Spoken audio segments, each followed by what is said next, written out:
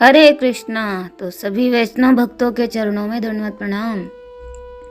भक्त नरसिंह मेहता, हमारी कथा श्रृंखला जो है वो है आज भक्त नरसिंह मेहता का दूसरा भाग है। तो प्रथम भाग में हमने सुना कि किस प्रकार से 8 वर्ष तक नरसिंह मेहता ने कोई भी शब्द अपने मुख से नहीं बोला था। फिर जैसे ही वो उनकी दादी मंदिर लेकर गई तो एक सन्यासी ने उनके कान में राधे कृष्णा कहा, उनके मुख से ये शब्द निकलने लगे। तो अब हम चलते हैं दूसरे भाग की ओर। हरे कृष्णा। श्रीमती राधा रानी की जय, श्री बाके बिहारी की जय। हरे कृष्णा। भक्त राज नरसिंह मेहता की जय। भाग 2, कुटुंब विस्तार। जिस समय की यह बात है, उस समय भारत का सम्राट हुमायूं था और उसके अधीन जूनागढ़ का शासक एक क्षत्रिय राजा था जिसका नाम था राव मांडलिक। राजा हुमायूं के अधीन होने पर भी राज्य कार्य में वह सब तरह से स्वाधीन था। केवल उसे एक नियत कर्म मात्र अदा करना पड़ता था। सरकारी कामकाज में उन दिनों नागर जाति अत्यंत प्रवीण थी। राज्य के प्रधानमंत्री से लेकर एक साधारण सिपाही के पद तक अधिकांश नागर जाति के ही लोग थे। एक तरह से सरकारी नौकरियां पूर्ण रूप से नागर जाति की ही हाथ में थीं। नागर जाति कलम, कड़छी और बर्छी द्वारा अत्यंत प्रतिष्ठित और संपन्न हो गई थी। यही कारण है कि आज भी नागर जाति का राजकीय विभागों में विशेष हाथ है।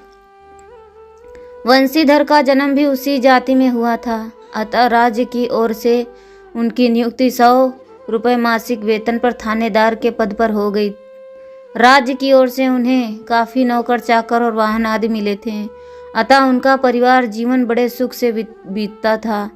समाज में भी पर्याप्त प्रतिष्ठा थी। अगर कुछ कमी थी तो बस यही कि उनकी पत्नी दुरित गौरी का स्वभाव अच्छा नहीं था। उसे पति की अमलदारी का बहुत अधिक अभिमान था।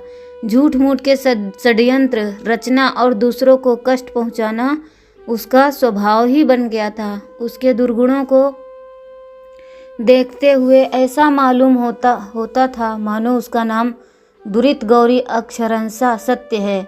यथा नाम तथा गुण वाली कहावत उसके पूर्ण रूप से चरितार्थ होती थी। फिर भी गृहस्थी सुख शांति से साथ चल रही थी। जब से बालक नरसिंह राम की वाणी महात्मा जी की कृपा से खुल गई, तब से दादी जय कुंवरी को उनके विवाह की चिंता रहने लगी। शीघ्र से शीघ्र अपनी संतान को विवाह बंधन में जकड़ देना भारत के माता पिता अपना एक कर्तव्य सा समझते हैं। इस तरह वे बहुत बड़े संतान ऋण से अपने को शीघ्र मुक्त कर लेना चाहते हैं। जय कुंवरी ने भी स्वभावतः इसी भावना से नरसिंह राम जी के विवाह का प्रयत्न करना शुरू कर दिया।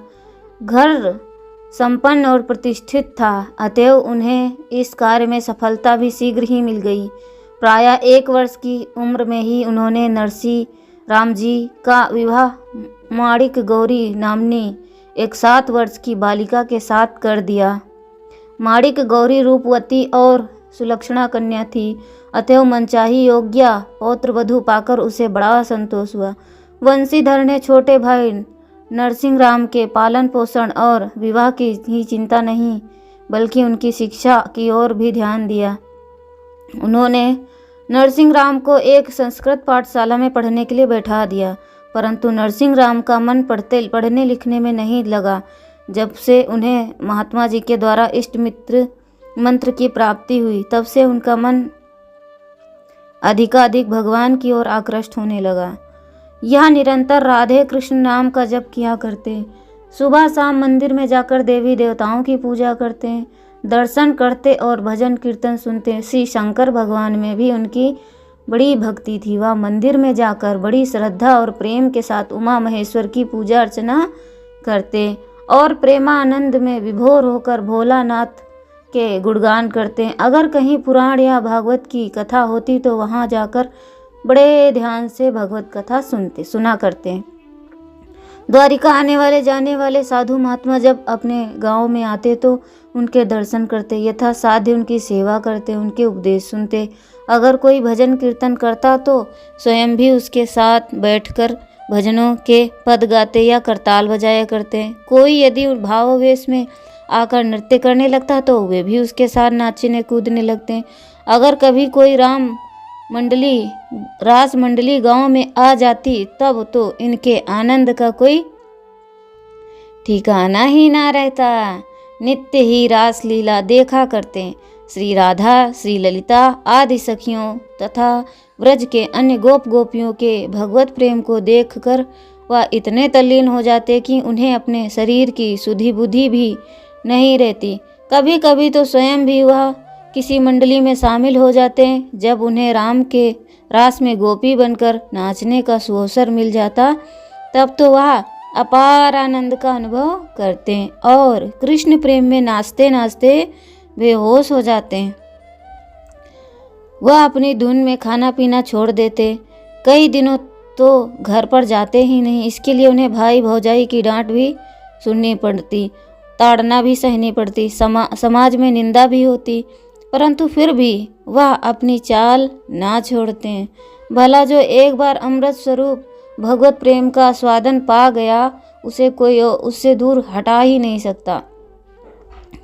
भक्त नरसिंह राम ने पढ़ना लिखना, खाना पीना, सोना, खेलना कूदना, सुख दुख, निंदा स्तुति सब कुछ उस एक भगवत प्रेम के ऊपर वार दिया। वंशीधर ने उन्हें अपने मनोकुल ठीक मार्ग पर लाने के लिए कोई बात उठा न रखी। भौजाई ने भरपूर कोसने तथा पति पत्नी दोनों को कष्ट पहुंचाने में अपनी ओर से कोई कसर न रहने दी, परंतु जैसे काली कामरी चढ़त न दूजो रंग, नरसिंह राम के पक्के रंग पर कोई दूसरा रंग ना चढ़ा। धीरे धीरे उनकी उम्र भी प्रायः 15 वर्ष की हो गई।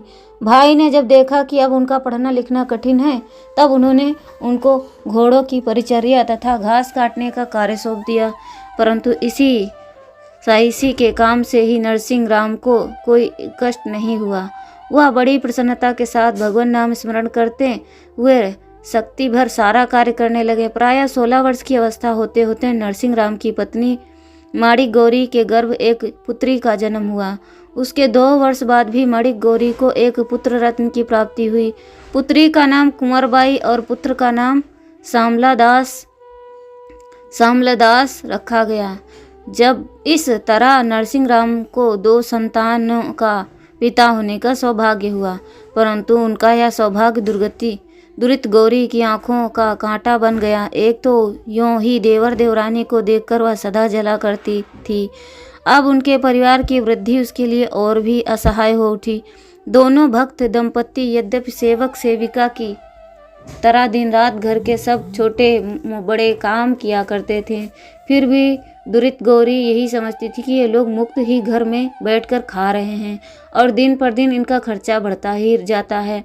अतएव अब वह नित्य उनके कामों में आकरण दोष निकालने लगी और झूठी झूठी बातों से उनके विरुद्ध अपने पति के कान भरने लगे। नाना प्रकार के कारण दिखाकर उन्हें सताने लगी। वंशीधर यद्यपि यह जानते थे कि मेरी पत्नी बड़ी दुष्टा है, द्वेषवश छोटे भाई और उसकी पत्नी पर झूठा दोषारोपण करती है, वे बेचारे तो एकदम निर्दोष और अपवित्र हैं, फिर भी कभी कभी पत्नी की बातों में आकर वह छोटे भाई को भला बुरा सुना दिया करते थे। इस तरह परिवार में कुछ कलह का सूत्रपात हो गया। वृद्धा जय कुंवरी को इस कलह का भावी कुपरिणाम स्पष्ट दिखाई दे रहा था, परंतु घर में मृत्यु शैया पर पड़ी एक वृद्धा की बात कौन सुनता है। वह चुपचाप सब देखा करती। धीरे धीरे उसकी अवस्था भी लगभग 59 वर्ष की हो गई। उसने मन में सोचा, अब मेरा जीवन बहुत बड़ा थोड़ा है, अगर नरसिंह राम की लड़की का विवाह में भी मेरे सामने हो जाता तो अपनी यह अंतिम अभिलाषा भी पूरी करके मैं शांतिपूर्वक इस संसार से विदा होती और इस बेचारी का एक भी ठिकाना लग जाता। उन्होंने एक दिन वंशीधर को पास बुलाकर अपनी अभिलाषा प्रकट की। वंशीधर ने वृद्धा दादी की आज्ञा टालना उचित नहीं समझा। उन्होंने एक कुलीन और सुयोग्य वर की खोज करने के लिए कुल के पुरोहित को भेज दिया। पुरोहित जी घूमते फिरते काठियावाड़ के ऊना नामक गांव में आए और उन्होंने वहां के श्रीमंत नागर श्रीरंगधर मेहता के पुत्र वसंत राय के साथ कुंवरबाई का विवाह निश्चित किया। निश्चित तिथि पर बड़े धूमधाम के साथ कुंवरबाई की शादी हो गई। वृद्धा जय कुंवारी की अभिलाषा पूरी हुई। वह लगभग 3 मास बाद शांतिपूर्वक इस संसार से सदा के लिए विदा हो गई। तो हरे कृष्णा कृष्णा कृष्णा हरे हरे, हरे राम राम राम हरे हरे। भक्त नरसिंह मेहता की जय। आज का हमारा दूसरा भाग समाप्त हुआ। अब हम आपसे भेंट करेंगे तीसरे भाग की ओर। तो हरे कृष्णा, श्रवण करते रहें।